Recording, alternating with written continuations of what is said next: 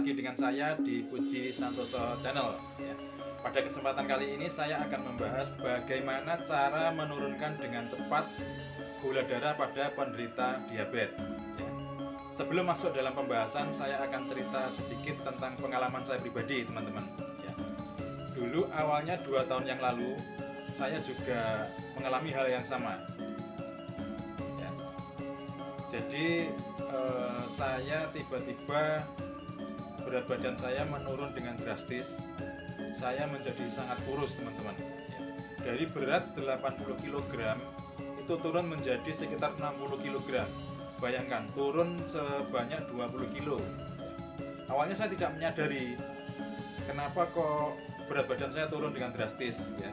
Yang tahu justru adalah teman-teman saya ketika dia telepon, ketika ketemu dengan teman-teman, mereka menyampaikan, "Pak, kamu lagi sakit?" Saya bilang tidak, karena saya tidak merasakan hal itu.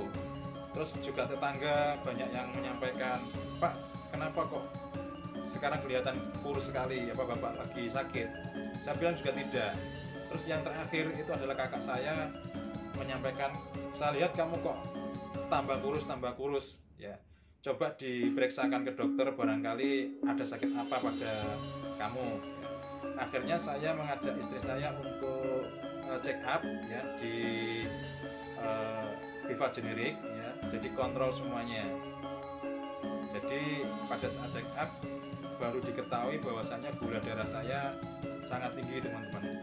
Pada saat saya kontrol itu gula saya tingginya 411 ya, 411 mg per dl. Jadi itu sudah divonis sama dokter bahwasan saya mengidap penyakit diabetes ya, terkena diabetes. Terus bagaimana, kenapa kok saya bisa kena diabetes? Jadi penyebab diabetes itu ada 2, teman-teman ya. Yang pertama adalah diabetes yang disebabkan karena keturunan ya. Bagaimana maksudnya? Jadi kita itu bisa terkena diabetes kalau dari orang tua kita atau nenek kita itu sudah punya penyakit riwayat diabetes ya. Jadi itu menurut dokter sudah sejak lahir pankreas kita itu sudah rusak. Jadi itu yang bisa menyebabkan kita juga terkena diabetes. Jadi yang pertama karena keturunan ya. Yang kedua adalah karena pola makan yang salah, teratur. Biasanya kita sarapan jam 7 pagi, besoknya bisa jam 11 siang baru makan, besoknya lagi mungkin nggak makan. Nah itu karena pola makan yang salah, teman-teman. Itu juga bisa menyebabkan ya. Terus terlalu banyaknya kita mengkonsumsi minuman atau makanan yang manis, teman-teman ya. Jadi itu juga bisa menyebabkan kita terkena diabetes ya. Jadi mungkin saya itu dulu karena pola makan yang salah, teman-teman ya. Jadi makan tidak teratur, terus saya terlalu banyak mengkonsumsi minuman atau makanan yang terlalu manis, seperti itu. Terus gejalanya apa ketika kita itu terkena diabetes? Dulu awalnya yang saya rasakan pertama kali adalah yang kelihatan sekali adalah berat badan saya yang turun tadi ya. Jadi berat badan saya itu menyusut dari 80 kg menjadi 60 kg ya.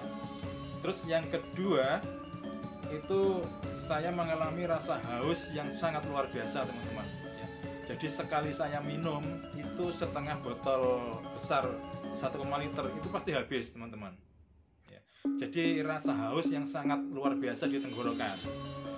Terus yang ketiga itu saya sering bangun malam untuk pipis ke kamar mandi ya. Itu bisa mencapai 15 sampai 20 kali dalam satu malam ya. Terus yang ketiga, pandangan saya berkurang, teman-teman. Jadi ketika saya membaca pesan di handphone atau membaca tulisan itu sudah buram ya. Itu adalah gejala-gejala yang saya rasakan, pengalaman pribadi saya bahwasanya saya terkena sakit gula darah atau diabetes ya. Terus apa yang harus kita lakukan untuk menurunkan gula darah itu? Jadi ketika saya sedang mengalami sakit gula darah, ya yang pertama saya tetap minum obat dari dokter, itu sudah jelas ya. Jadi obat penurun gula darah dari dokter itu saya minum. Terus yang kedua, saya menghindari makan nasi putih, menghindari minuman yang sangat manis ya. Jadi saya minum hanya air putih, kadang teh tawar ya. Jadi saya anti sekali dengan hal-hal yang bersifat manis ya.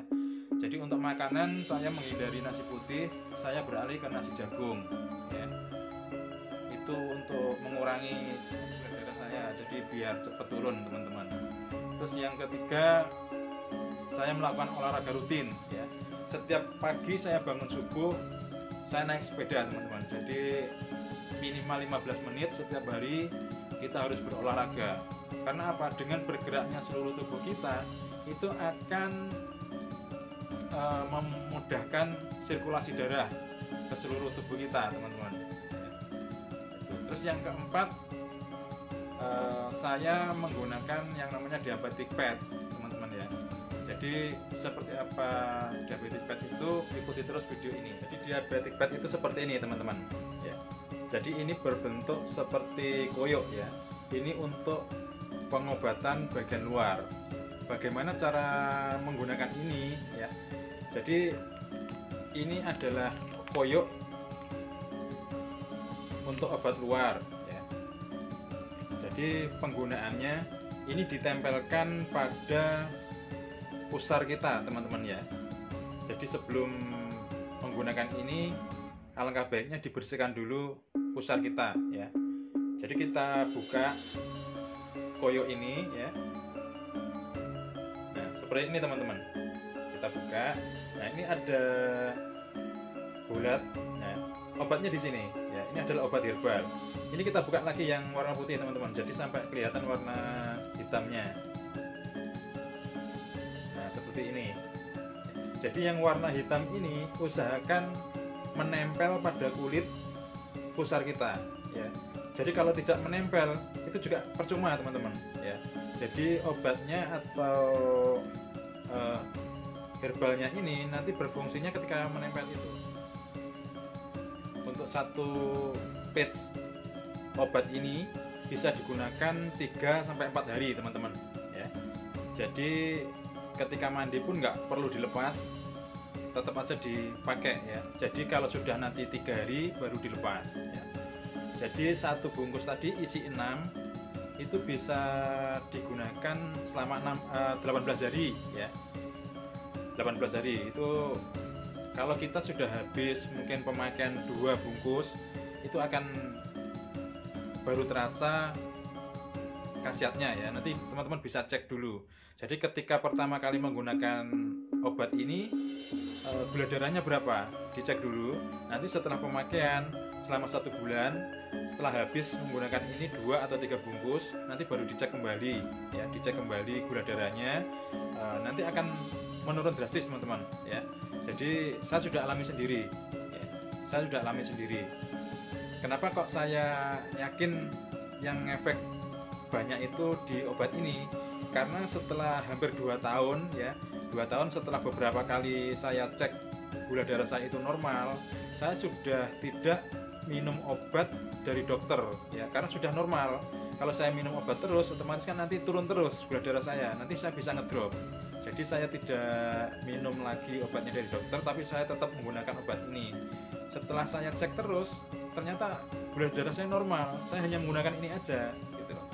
Jadi makanya saya yakin karena obat ini yang membuat gula darah saya tetap normal ya. Jadi saya tidak hanya asal bicara teman-teman, nanti saya tunjukkan, saya ada data-datanya ya.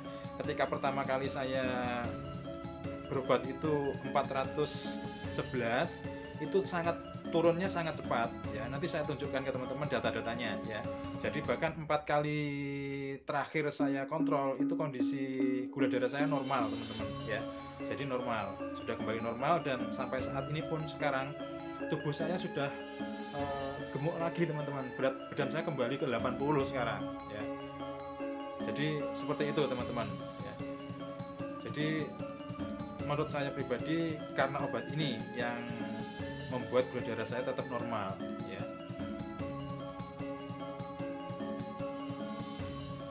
ini data-data saya ketika saya kontrol teman-teman ya.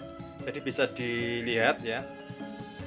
Ini nama saya Budi Santoso, umur 41 tahun, alamat Perumpon ya. Ini nomor telepon saya. Nah, ini semuanya dicek ya teman-teman, mulai tanggal di sini ada semuanya, ada tensi, ini gula darah ya, asam urat, kolesterol. Nah, berapa sih target normalnya gula darah? Nah, ini teman-teman ya. Ini bisa dilihat dari teman-teman ya. Target gula darah yaitu ini, ketika puasa itu 90 sampai 130 mg per dl ya. Kalau acak itu 200 mg per dl. Maksudnya acak dan puasa bagaimana? Nah, puasa itu kalau kita sebelum cek gula darah itu dari terakhir kali kita makan itu mungkin jam 8 malam sampai pagi, sampai kita jam waktu cek itu nggak makan apa-apa teman-teman ya. Jadi tubuh kita belum kemasukan makanan apapun, itu yang dimaksud puasa. Kalau acak itu ketika kita ngecek itu kita sudah barusan makan, itu dimaksud acak ya. Jadi kalau puasa 90, antara 90 sampai 130 mg. Kalau acak di bawah 200, itu adalah target normal dari gula darah ya. Seperti itu. Kalau di atas 130 ketika puasa ya itu sudah diabetes ya. Kalau acak pun demikian, di atas 200 itu sudah diabetes. Nah, ketika saya pertama kali kontrol ya, ketika saya pertama kali cek itu gula darah saya bisa dilihat teman-teman. Ini tanggal 10 bulan 9 2019 itu 411 ya, 411. Nah, ketika saya menjalani proses penurunan gula darah itu saya cek kembali tanggal 18 bulan 9 tahun 2019 ya. Jadi dari tanggal 10 sampai tanggal 8 itu jaraknya 8 hari ya. Jaraknya 8 hari. Turunnya gula darah saya menjadi 161 teman-teman ya. Dari awalnya 411 turun menjadi 161. Nah, tanggal 29 bulan 9 2019 jarak 11 hari itu turun kembali menjadi 117 teman-teman ya. 117 itu sudah normal ya teman-teman. Tadi kan ambang batas normalnya 90, di antara 90 sampai 130. Nah, di sini saya 117 otomatis kan sudah normal. Nah, tanggal 10 bulan 12 saya cek lagi. Ini saya acak 140 teman-teman. Padahal acak itu di bawah batasnya 200. Ini 140. Ini kan normal kembali. Nah, tanggal 5 bulan 1 selang 1 bulan saya cek kembali itu 119 teman-teman, kondisi puasa. Nah, itu sudah normal juga. Jadi tanggal 15 1 bulan berikutnya saya cek kembali itu 115 teman-teman, normal kembali. Nah, terakhir saya cek itu tanggal 12 bulan 9 2020 itu gula darah saya 113 teman-teman. Nah, sampai sekarang saya belum kontrol lagi ya karena sudah normal menurut saya. Nah, tapi saya tetap menggunakan diabetic pad tersebut ya. Saya yakin sampai sekarang pun saya tidak ada keluhan apa-apa teman-teman. Badan saya terasa sehat, segar ya. Jadi nggak ada keluhan apa-apa.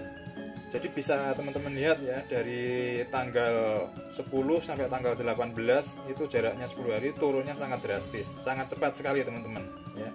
Terus di sini normal terus ya gula darah saya. Jadi cara yang saya sampaikan, cara yang saya gunakan ketika menurunkan gula darah seperti itu teman-teman ya. Jadi kalau teman-teman ingin gula darahnya cepat turun, bisa mencontoh atau meniru cara yang saya gunakan. Mungkin video dari saya cukup sekian ya teman-teman. Saya pribadi, saya akui saya bukan praktisi kesehatan ya teman-teman. Jika nanti misalkan ada kata-kata atau ucapan saya yang salah, Ya mohon dimaklumi ya teman-teman, saya hanya berdasarkan pengalaman pribadi saja saya menyampaikan ini ya.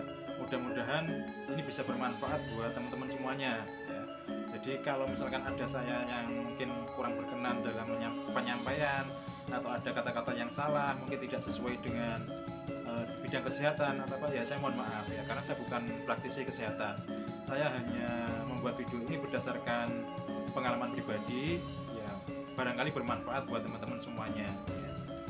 Oke, terima kasih teman-teman. Jika dirasa bermanfaat, bisa di-share, like, komen, dan juga subscribe ya teman-teman. Sampai jumpa pada video saya selanjutnya. Terima kasih.